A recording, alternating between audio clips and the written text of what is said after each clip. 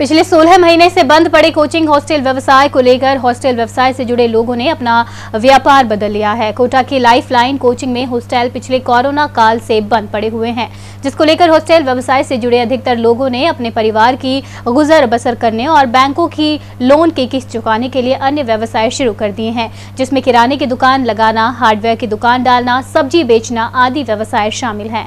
Hostel संचालकों ने बताया है कि कब तक घर पर बैठे रहें, परिवार का पालन पोषण तो करना ही होगा, चाहे केंद्र सरकार हो या राज्य सरकार, हमारी सुध कोई नहीं ले रहा है। अन्य राज्यों में कोचिंग स्कूल व हॉस्टल शुरू हो गए हैं, लेकिन कोटा में भी सभी हॉस्टल कोचिंग स्कूल बंद पड़े हुए हैं, जिसको लेकर परिवार का लालन पालन करना भी अब मुश्किल हो रहा है। हर महीने लाइट का बिल चुकाना भी अब भारी पड़ रहा है। लाइट का बिल चुकाने के लिए भी लोन ले रहे हैं। राजीव गांधी नगर में हॉस्टल व्यवसाय से जुड़े सुनील कटारा ने जानकारी देते हुए बताया है कि करीब साल भर से मैंने हॉस्टल बंद करके हार्डवेयर की दुकान डाल ली है। महावीर नगर थड़ में हॉस्टल व्यवसाय से जुड़े विजय सिंह गुर्जर ने जानकारी देते हुए बताया है कि हॉस्टल बंद होने के कारण जूस की दुकान डाली थी, लेकिन वह भी बंद है। दिन भर में कोई इक्का दुक्का ही ग्राहक आता है। अगर इसी तरह चलाते रहे तो आत्महत्या करने की नौबत आ जाएगी। हॉस्टल एसोसिएशन के अध्यक्ष नवीन मित्तल ने जानकारी देते हुए बताया है, हॉस्टल कोचिंग खुलवाने के लिए हमारी समिति लगातार धरना प्रदर्शन कर रही है,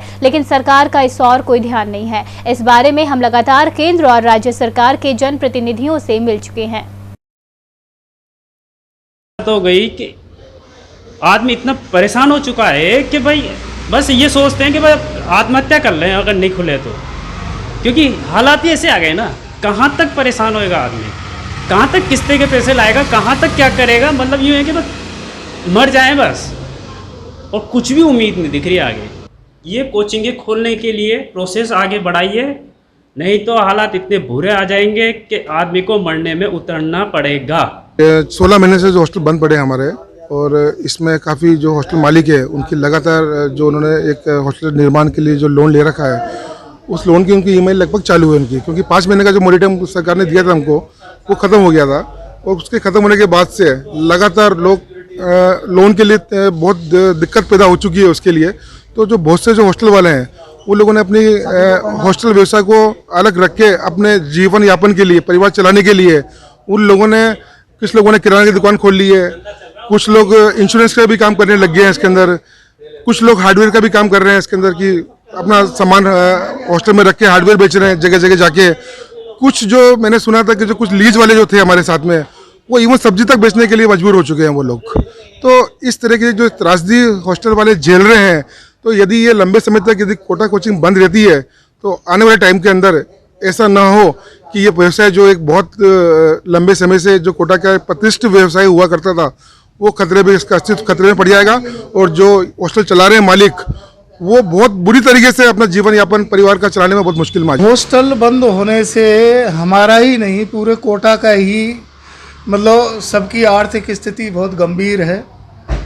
पिछले 2 साल से एक भी स्टूडेंट नहीं आ रहा, और हमारा परिवार टोटली इस हॉस्टल आजीविका पर ही आधारित था, जिसके कारण से हॉस्टल नहीं चलने के कारण से ये स्थिति हो गई कि घर का खर्चा चलाने तक मुश्किल हो गया।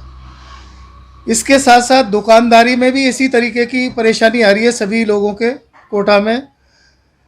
तो इसके कारण यहाँ नीचे जूस की दुकान थी, हमारी तरह ही पूरे मार्केट की सारी दुकानें बंद पड़ी हुई है, किसी की दुकान नहीं चल रही।